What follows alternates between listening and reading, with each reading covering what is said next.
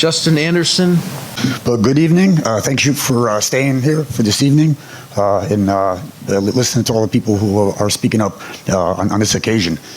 I am Lieutenant Colonel Anderson, Lieutenant Colonel Justin Anderson. That being said, I'm here just representing myself. I think it's really important. Well, let me give you some background real quick, first of all. And there's a reason for this. I spent 30 years in the military. I'm still currently in. I did 4 deployments after 9/11, multiple combat deployments to Afghanistan as an infantryman, where I went and I fought, okay, in Afghanistan. On top of that, I spent 20 years in the Department of Corrections working for the state of Connecticut, all of it in a maximum security prison. A lot of it in the early 90s where we had gang problems and there was a lot of fighting going on. So we were rolling around on the concrete day in and day out. The reason why I bring that up is because I'm going to stress in a little bit the importance of training, how much or how important training is, for everybody. If you're gonna be in a profession, or if you're gonna do something as simple as protecting yourself, okay, in our communities. Before I go on to that, I do want to point out very quickly that absolutely, when we levy this 35% tax, okay, this is without a doubt going to be levied against a very specific community. Okay, this is a shared responsibility. This is a shared problem across the entire United States, throughout Connecticut, as far as, gun violence. We understand that. And obviously we're opposed to it, but we're law-abiding citizens who are opposed to it, who would actually more than likely be the people who would probably maybe save the day if that gun violence happened in our area, if we were near it, okay, if we were well trained.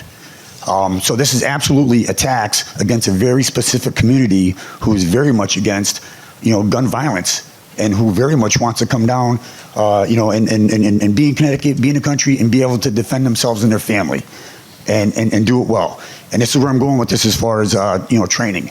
Going to Afghanistan, being in a prison, I was on a special operations group for the state of Connecticut, which is their hostage rescue team, and we trained relentlessly. We trained nonstop. The state of Connecticut paid for my ammo.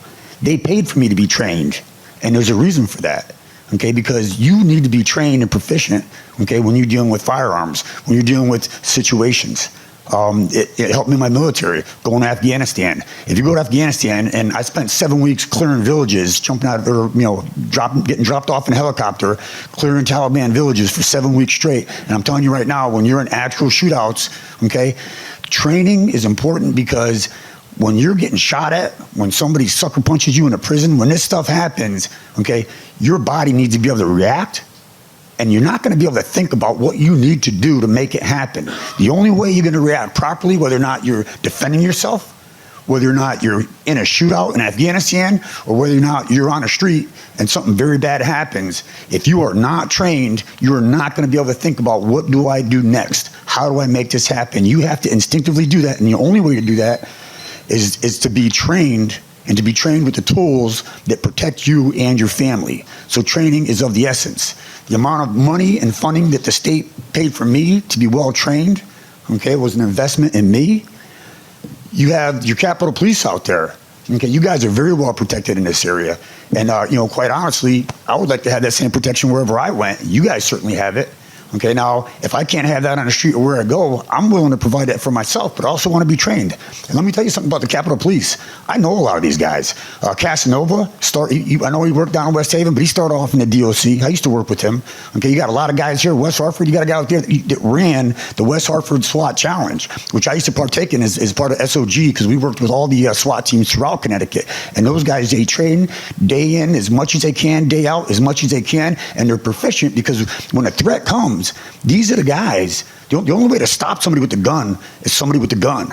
And I'm telling you right now, if you're not trained, if you don't have people out there, people in a CCDL who are going to go out there and train day in and day out because it's a hobby, but also who can protect themselves and their family because they're well trained, and they're not going to have to think about, what do I do next as somebody shooting at me? Because I'm telling you right now, you're going to get tunnel vision. Mr. Anderson, could you summarize, please? Okay, so the quick summary behind this is, the bottom line is, you're going to tax a very specific group, and you're taxing a group that are willing to go out there and defend. For me, the people in the CCDL are my Capitol Police. They're the people on the street who are going to stop that threat, and they need to be trained. And I understand the state of Connecticut can't pay for that training like they did when I was in the DOC, or like we do for our Capitol Police. But punishing them is the wrong answer. if anything, we should be helping them out. We should be coming up with grants so we can get money out to the CCDL so they can go to the range and shoot for free so that they're well trained. That's the real answer if you want to stop gun violence. Thank Appreciate you. your time. You guys are awesome for staying this late tonight. Thank you. Thank you for staying. Thank you for your testimony. Questions for Mr. Anderson? Thank you much.